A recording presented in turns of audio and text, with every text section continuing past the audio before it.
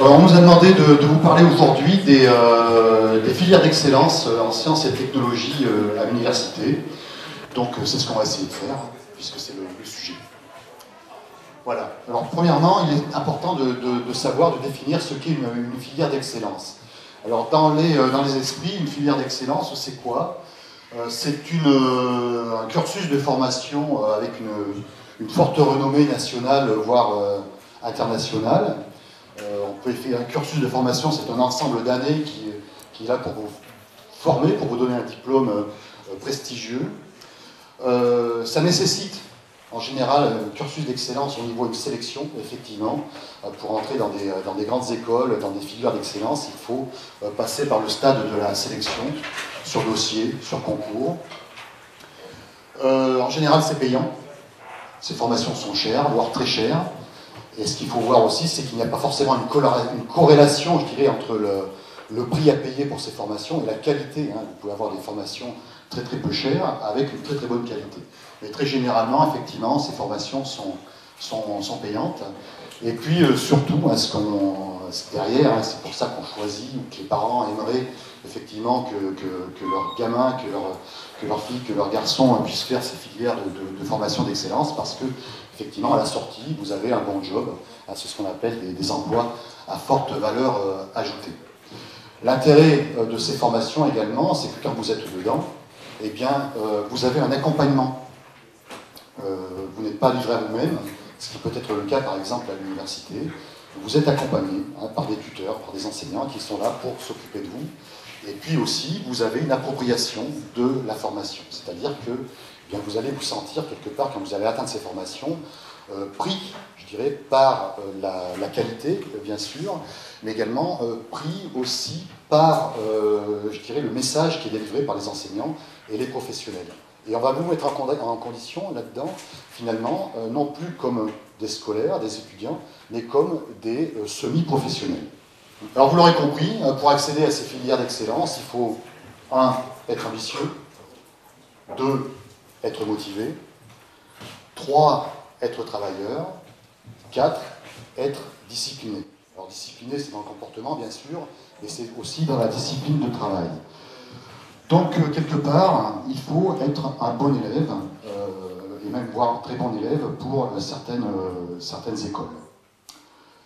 Alors, parmi vous, qui est ambitieux, qui est motivé, qui se sent une âme de travailleur et avec une discipline de travail? Donc, le message qu'on va vous délivrer aujourd'hui ne s'adresse pas, je dirais, à ceux qui ont levé le bras, mais aux autres. Parce que vous allez voir effectivement, vous êtes tous en terminale, vous allez voir effectivement qu'une filière d'excellence, on pourra l'aborder aussi si vous n'êtes pas motivé, si vous n'avez pas de vrais projets, si vous n'êtes pas ambitieux. Et je dirais que c'est normal encore aujourd'hui. Parce que vous avez également des filières d'excellence qui vont être créées pour ces gens-là, notamment à l'université, on va en parler tout à l'heure. Et puis, il n'est pas nécessaire, je dirais, à la sortie du lycée, d'être motivé, ambitieux pour réussir sa vie professionnelle et même sa vie sociale tout court. Et je vais vous donner 2 exemples. Vas-y. Les exemples, c'est nous. Vous allez voir. On a frisé la correctionnelle quand on était à votre place, tous les deux. Et bon, c'est qu'une image, bien sûr. Mais vous allez voir qu'on peut réussir effectivement sans avoir cette ambition. Je vais commencer par moi, et puis Christophe racontera également son expérience. Donc tout comme vous, j'ai fait un bac scientifique, c'est ce qu'on appelait les bacs C ou les bacs D à l'époque, c'est plus un bac S comme aujourd'hui. Et quand je suis arrivé au lycée, première, terminale, franchement j'en avais rien à foutre, j'avais du mal à suivre les cours, j'adorais venir au lycée, rencontrer les copains, les copines, refaire le monde, etc. Mais finalement, au bout du compte, les matières en elles-mêmes, je ne m'y intéressais pas. Donc pas de réelle ambition, pas de réelle motivation, mais néanmoins on rigolait bien, c'était sympa. Alors j'ai pu avoir avec les histoires de coefficients, mon bac, j'ai passé à l'oral, effectivement, mention passable, etc. Bon, après qu'est-ce que je fais? J'avais pas envie de poursuivre mes études, ce qui m'intéressait c'est d'aller dans la vie active assez rapidement, donc j'ai choisi une filière très très courte, l'IUT. Vous connaissez, je pense, l'IUT, vous en avez certainement entendu parler. Que faire? Aller où? À l'UT. J'étais bon en maths, je me suis dit, je tournais à 17 de moyenne en première, en terminale, oui, très très bon, hein, je me suis planté au bac par contre. Alors je me suis dit, je vais faire un IUT informatique, un truc de physique, bon, je serais certainement pris, et puis je vais faire un truc de biologie aussi, on ne sait jamais. Et je me suis retrouvé en biologie. C'est fou ça. Et à partir de là, ben, je me suis dit, bon voilà, je me retrouve tout seul dans mon appartement, dans une grande ville, je me suis remis en question. Je me suis dit, merde, il faut quand même que j'arrive à décrocher mon diplôme pour rentrer dans la vie active. Et j'ai bossé.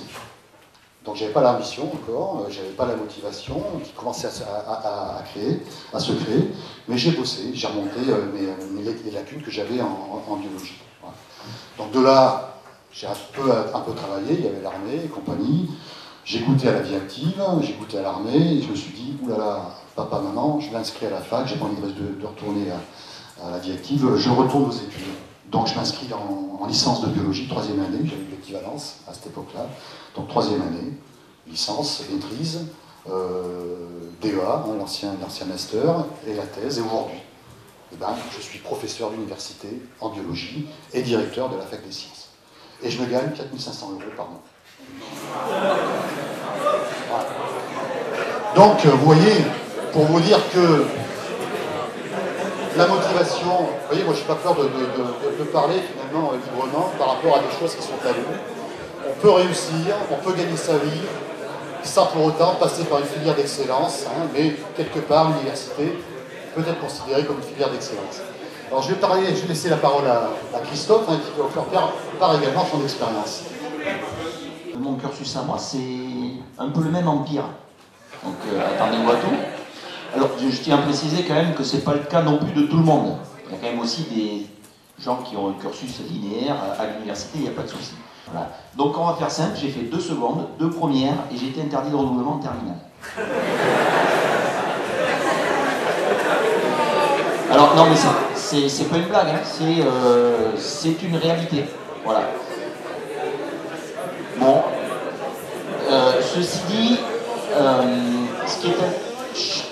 Ceci dit, ce qui est important là-dedans, c'est pas le cursus en soi, c'est que un jour, un matin, vous vous levez, et vous dites, il faut peut-être que j'arrête les conneries. Parce que, en fait, je suis en train de mettre en échec ma vie professionnelle, et malheureusement, elle impacte souvent aussi votre vie tout court.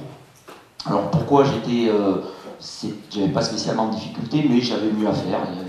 Je faisais du sport et ça me passionnait beaucoup plus. Sauf que le sport, il y a quand même peu de chances de gagner correctement sa vie avec. Hein. Et puis un jour, vous vous réveillez. Et le jour où je me suis retrouvé en conseil de discipline qui m'a interdit de redoublement terminal, le soir, j'étais quand même moyennement bien. Hein, c'était au mois de mars. Et il me restait 2 mois pour me mettre à bosser et avoir le bac. Alors, je sais pas, il y a peut-être eu un petit miracle. Bon, j'ai eu le bac. Avec 10, 0, 0. Ouais, mais je suis pas allé au rattrapage. Et donc après, je suis arrivé à l'université, et là déjà, on m'a enlevé la philo, on m'a enlevé des choses comme ça qui étaient loin d'être ma passion. Et puis déjà, je commençais à faire progressivement beaucoup plus de disciplines scientifiques. Mais bon, la première année, ça n'a pas suffi, hein, j'ai fait 2 premières années. Sauf que, j'ai raté ma première année avec 9,8 de moyenne, donc c'était pas dramatique non plus. Et puis, voilà, à partir de l'année d'après, ça s'est enclenché, et à partir de là, je suis reparti dans le système normal avec un cursus linéaire. J'ai eu donc ma 2e année qu'on appelait DEUG, ma licence, ma maîtrise, et à la fin de la maîtrise, je suis arrivé à l'année où il a été créé donc les DESS. Alors vous avez aujourd'hui des masters plutôt professionnels, plutôt recherche, et c'était donc, ça s'appelait DESS, DEA. Et puis ces DESS là, il n'y en avait aucun qui me plaisait vraiment. Et puis j'ai dit banco, alors entre-temps, après ma maîtrise quand même, j'ai fait l'armée, et j'ai travaillé pendant 1 an, au niveau d'études que j'avais. Donc en gros, quand on avait une maîtrise, on travaillait au niveau technicien. Et ça m'a beaucoup aidé parce que je me suis dit, Coco, tu as le choix maintenant. Effectivement, tu peux avoir du travail, puisque tu en as un, mais tu vas rester à un salaire de technicien toute ta vie. Et je vais utiliser un vocabulaire qu'on comprend très bien, tu vas te faire chier toute ta vie. T'en prends pour 40 ans. Donc, ben voilà, là aussi, il y a eu un choix. Ben, j'ai dit, ben voilà, j'essaie d'accéder au niveau supérieur pour être au moins ingénieur. Et après, il y a eu une opportunité, parce que là, il faut être honnête, j'ai eu une opportunité de continuer en thèse sur un sujet qui, pour moi, était super intéressant. Et donc là, par contre, après, ça a été vraiment tout seul. Et l'ambition, vous n'êtes pas obligé de l'avoir. Et des rencontres, et votre vie fera que. Mais par contre, la motivation, il va falloir qu'elle arrive. Et le travail et la discipline, de toute manière, un jour ou l'autre, enfin, si on est arrivé là où on est arrivé avec nos cursus qui vous paraissent un peu bizarres, a priori, les chevilles qui ont trop gonflé, c'est qu'on avait quelques capacités. D'accord? Sauf que ça ne suffit pas. Ces capacités nous ont permis d'arriver jusqu'à l'université. Mais par la suite, ces capacités toutes seules ne suffisent pas, sans travail. Voilà. Juste, je ne vous ai pas parlé qu'à la fin du bac, vous avez vu mon cursus, évidemment, j'ai été accepté dans aucun BTS, aucun IUT, on m'a même expliqué que ce n'était pas la peine de faire de dossier. Donc comment je me suis retrouvé à l'université? Parce que je n'avais pas d'autre choix.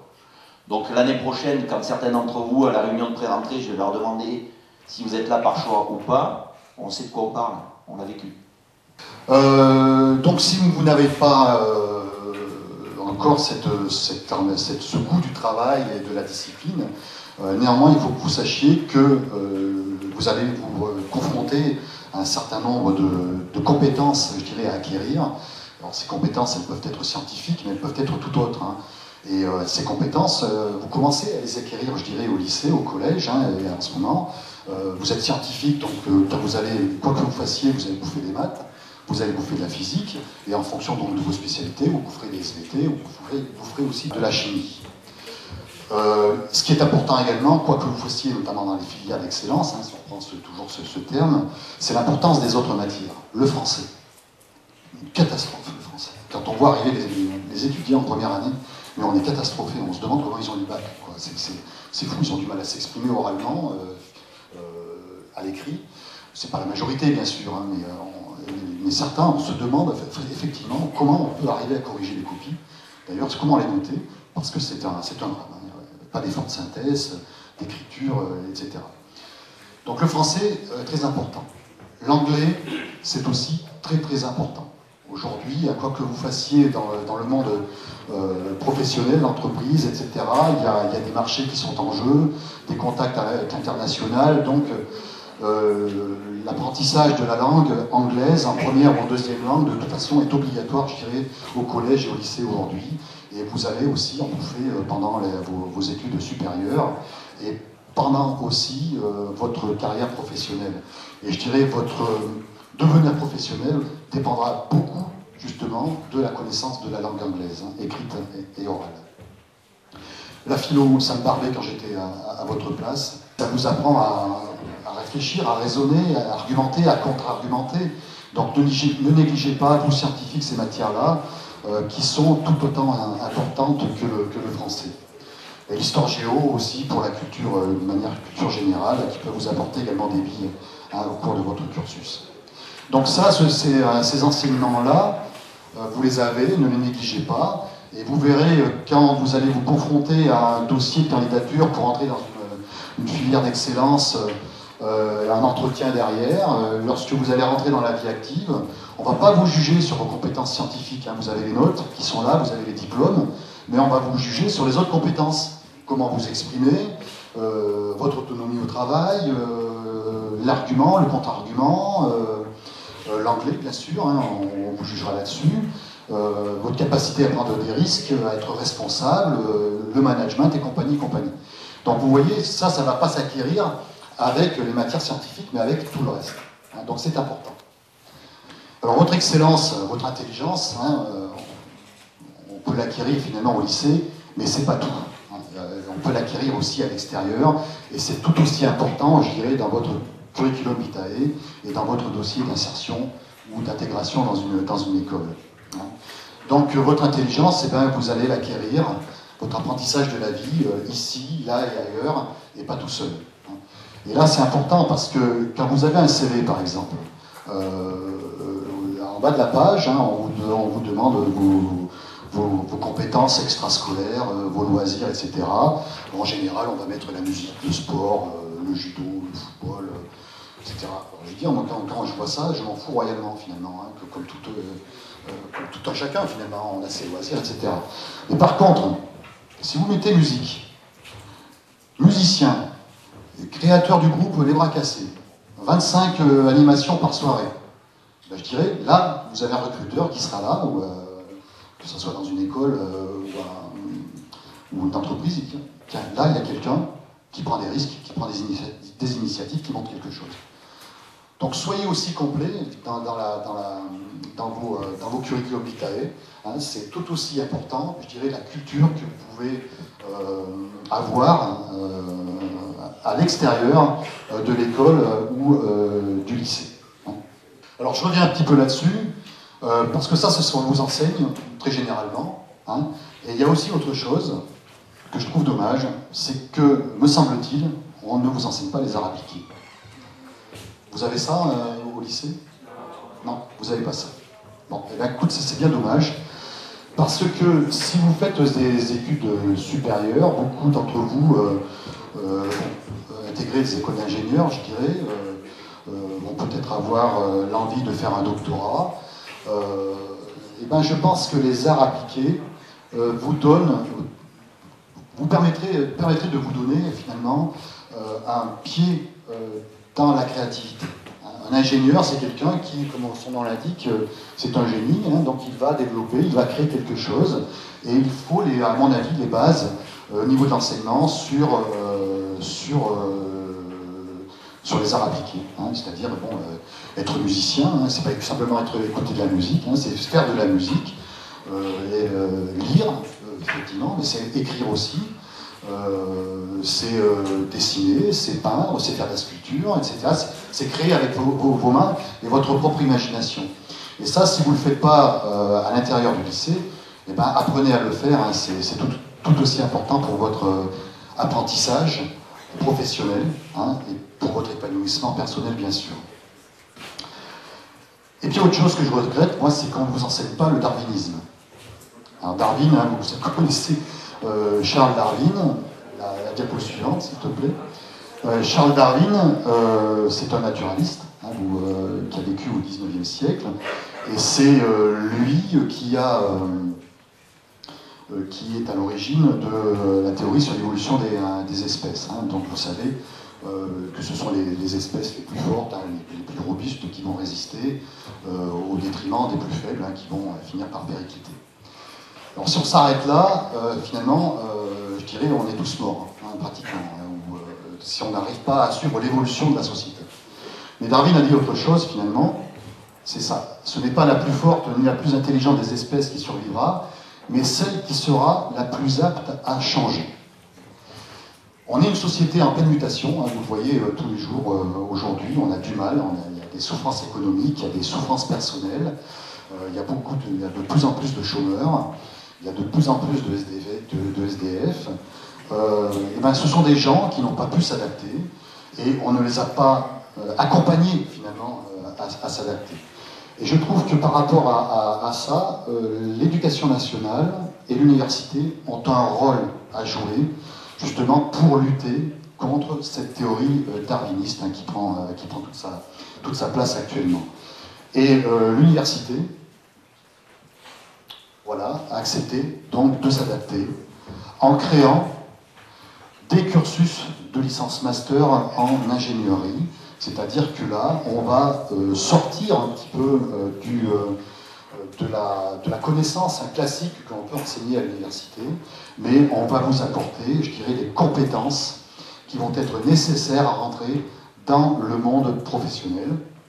Et cette formation se tourne vers une stratégie, finalement, de formation portée par la recherche et pour l'innovation, pour répondre finalement à un besoin aujourd'hui, hein, qui est pour lutter contre la crise économique et contre la perte des emplois, hein, pour créer de l'activité, créer des ingénieurs, créer des docteurs, de manière à porter l'innovation, à créer des activités, à créer des entreprises. Donc moi je vais vous parler de choses de façon un peu plus académique pendant 5 minutes, puis après on reviendra sur une présentation spécifique. On parle de l'université, des filières d'excellence. Alors on peut les qualifier de plein de façons différentes, mais une filière d'excellence, ça doit être aussi avant tout une filière qui vous amène à un emploi. Je pense que c'est la première des excellences, c'est celle-là. Donc l'université a très longtemps été réputée pour vous développer votre culture générale, vous épanouir, tout ce que vous voulez, mais ne pas vous amener à un emploi. Donc là, ce que je vous présente, c'est les résultats de taux d'insertion professionnelle, alors à 30 mois, après le diplôme, pour les étudiants qui ont passé un master, donc un bac plus 5. Pourquoi je vous présente ça et pas celle de 3e année de licence? Parce que ça, ce sont les résultats d'une enquête nationale, diligentée par l'ONICEP, selon des critères. C'est pas nous, dans notre petit coin, qui avons fait notre popote avec nos étudiants. D'accord? Donc les chiffres sont fiables. Vous avez les différents domaines d'enseignement de l'université. Donc en jaune, vous avez sciences techniques et santé, donc la partie sciences. Et ben voilà, l'employabilité, elle se balade entre 80 et 90% de gens qui ont un travail suite à leurs études à l'université. C'est ni mieux ni plus mal que les écoles d'ingénieurs. Ça, c'est une enquête qui est faite à 30 mois. D'accord? Donc, 2 ans et demi après le diplôme. On va passer celle-là après.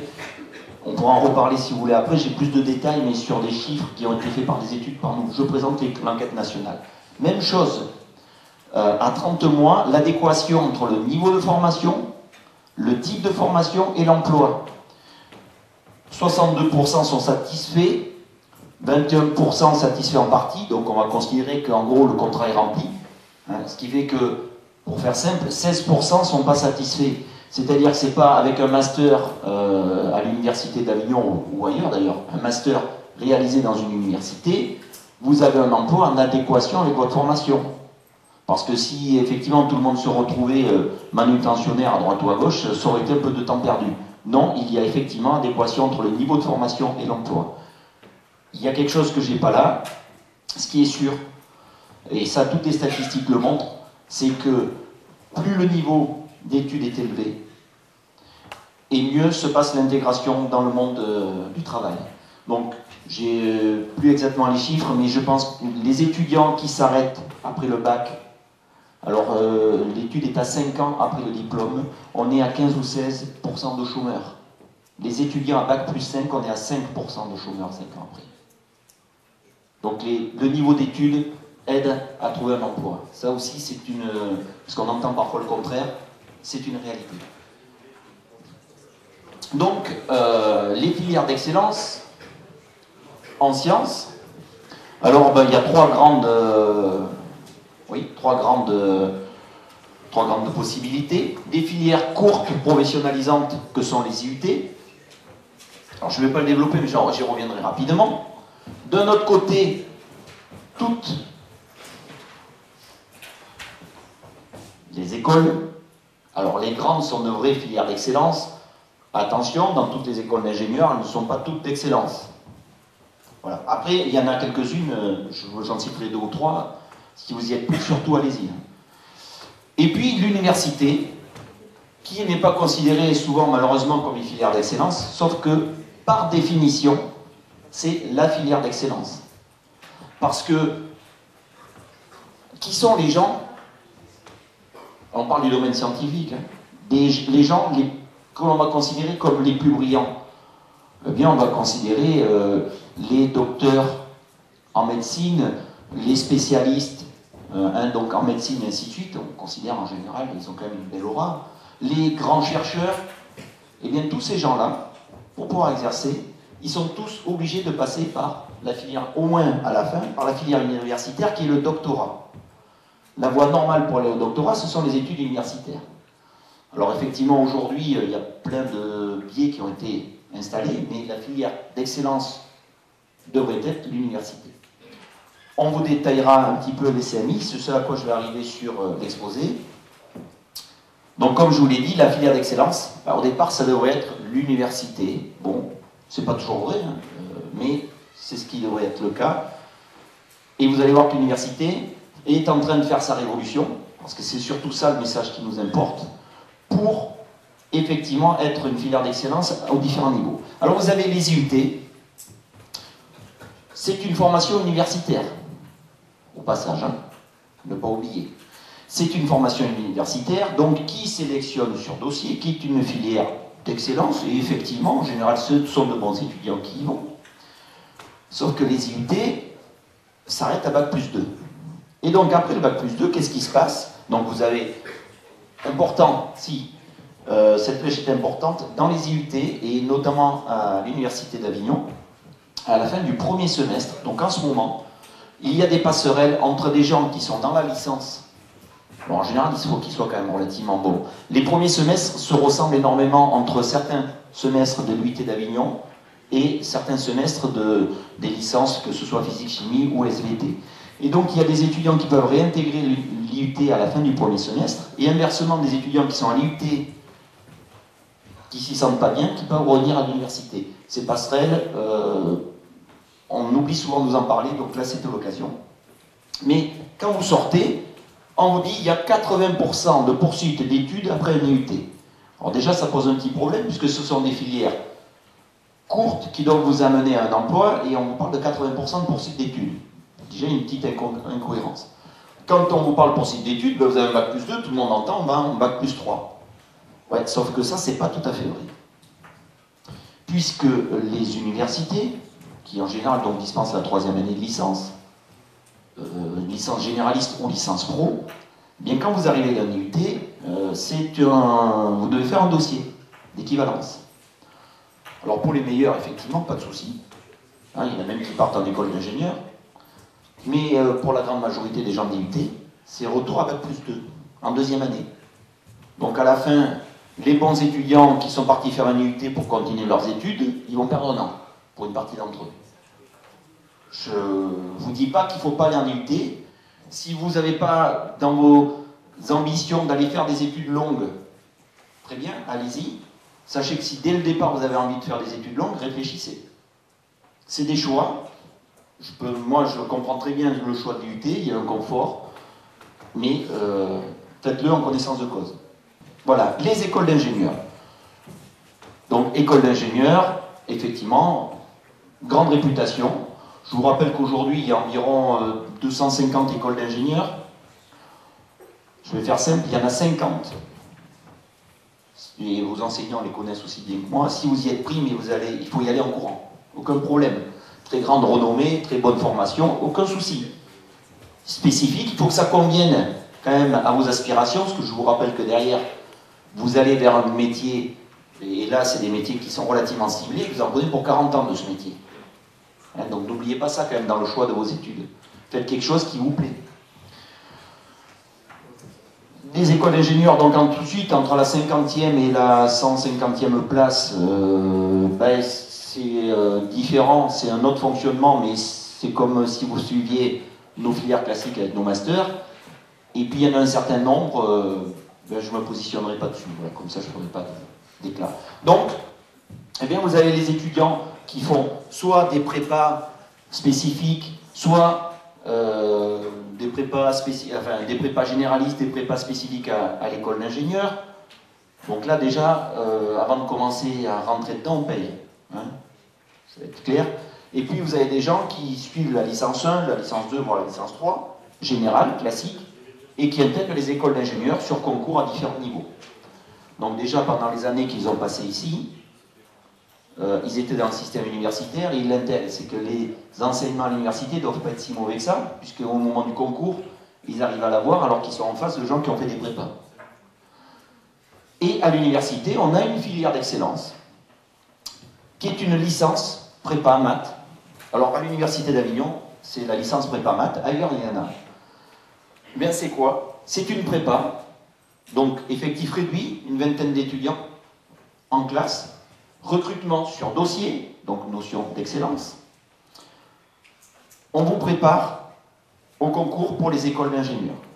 Et on va mettre directement la diapo d'après. Donc voilà un diapo un peu synthétique de la licence prépa d'Avignon. Donc elle se fait sur 3 années, mais Donc il y a les 2 premières années qui sont vraiment de la licence prépa, type prépa. Donc avec des cols, du bachotage, et ainsi de suite. Alors elle est faite par des collègues à nous. Il y a quelques différences avec les prépas classiques. Elle est au coût des inscriptions universitaires. Elle se passe à Avignon quand on est régionalement, des fois ça peut être un avantage. Et elle est faite, ils font vraiment bosser leurs étudiants, mais en ayant des rapports humains. Il y a des visions des fois de certaines prépas qui ne sont pas terribles. Là, humainement, ça se passe bien. Et ils ont surtout des taux de réussite qui sont extraordinaires, c'est-à-dire que 100% des gens qui suivent leur de prépa sont pris dans une école d'ingénieurs. Et tous les ans, alors je ne vais pas vous détailler ça, je vous rassure, on a notre collègue qui est quelque part ici, ceux qui sont intéressés, allez le voir, il vous renseignera.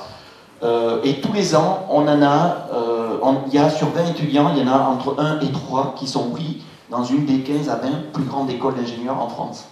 On parle de centrales, de ponts et chaussées, polytechniques, des choses comme ça. Donc, des taux de réussite très intéressants. Et puis, il y a ceux qui finalement ont été dans le prépa et qui continuent dans le cursus universitaire. Ils ont fait ces 2 années de prépa, puis finalement, ce genre de choses ne leur plaît pas. Donc là, vous êtes dans le cursus universitaire, vous êtes prêt à aller dans des grandes écoles d'ingénieurs, mais finalement, si vous changez d'avis, vous pouvez continuer le cursus universitaire puisque vous êtes de fait dans l'université.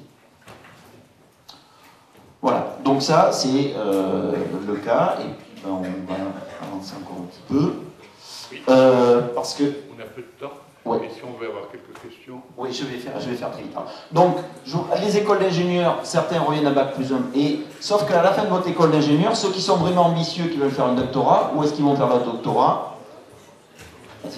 À l'université. D'accord? Donc on finit toujours par revenir quand même à l'université. Et donc voilà, tout le monde... Qu'est-ce qui s'est passé à partir de là? Vu que tout le monde finissait par revenir à l'université, eh bien on a intégré les écoles d'ingénieurs dans les universités avec les polytechs. Alors il n'y en a pas à Avignon, mais il y en a à Marseille, Montpellier, un peu partout. Mais c'est une école d'ingénieurs dans l'université, avec toutes les contraintes et les coûts de l'école d'ingénieurs. Et donc à partir de là, donc, il y a toujours les mêmes passerelles, et toujours le fait que quand on veut faire un doctorat, on est purement à l'université. Et l'évolution...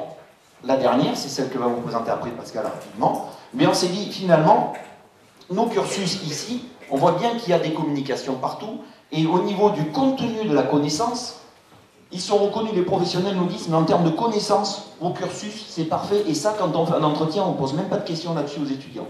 On leur pose des questions sur leurs connaissances externes, en culture générale, en connaissance de l'entreprise, et en tout ce que, effectivement, nous, on n'enseignait pas.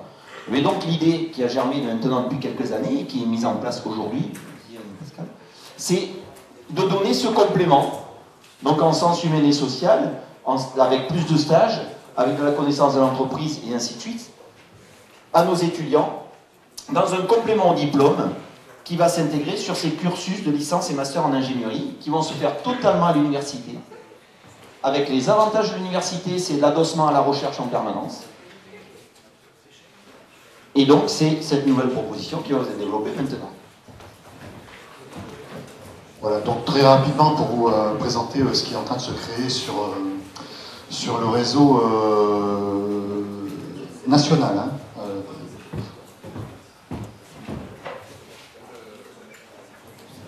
Donc on n'a pas beaucoup de temps, mais ce cursus de licence master en ingénierie a été piloté par un réseau d'une quinzaine d'universités, dont Avignon. Et il bénéficie donc du soutien de l'État, puisqu'on a un investissement d'avenir avec une enveloppe de 10 millions d'euros à la base pour mettre en place ces cursus de master en ingénierie, parce que la finalité de ce diplôme, elle est reconnue, finalement. Il peut y avoir un impact positif sur la progression économique du pays et surtout sur l'innovation. Voilà, tu avances s'il te plaît. Alors pour faire très très rapide, parce qu'on n'a pas de temps, on a pris beaucoup de temps au début. Donc ce cursus de licence master ingénierie, comment vous pouvez y accéder? Bon, bien sûr, il faut y avoir un bac scientifique. Je vous parle d'une manière générale, pas simplement sur Avignon, mais sur l'ensemble des universités qui portent ce cursus de master en ingénierie. Donc un baccalauréat scientifique, vous êtes admis sur dossier, Vous pouvez faire une inscription sur post-bac, d'ailleurs, admission post-bac, et vous serez admis sur dossier à partir de la première année, à la fin de la première année de licence.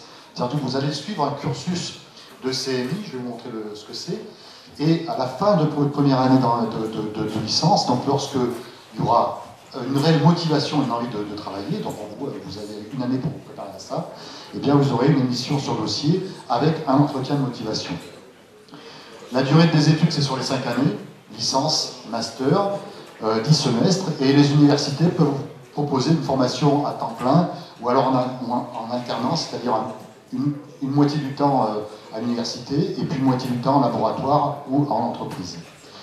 L'organisation et les volumes horaires, eh c'est l'organisation des enseignements sous forme de cours, de TD, de TP, classiques, mais aussi vous allez avoir des projets, des apprentissages par projet, on en reparlera un petit peu, et surtout beaucoup de stages.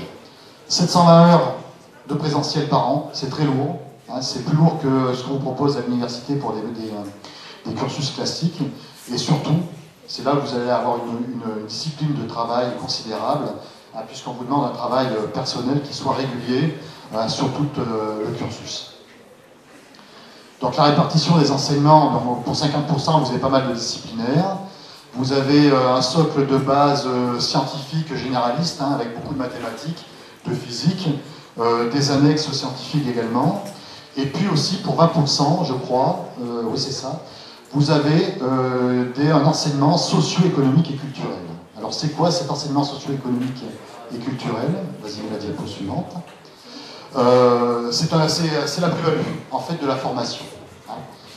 Pour faire des ingénieurs, des têtes pensantes et des têtes bien cultivées, en fait. Donc vous allez avoir pas mal de communication, donc vous allez revoir l'expression écrite, l'expression orale.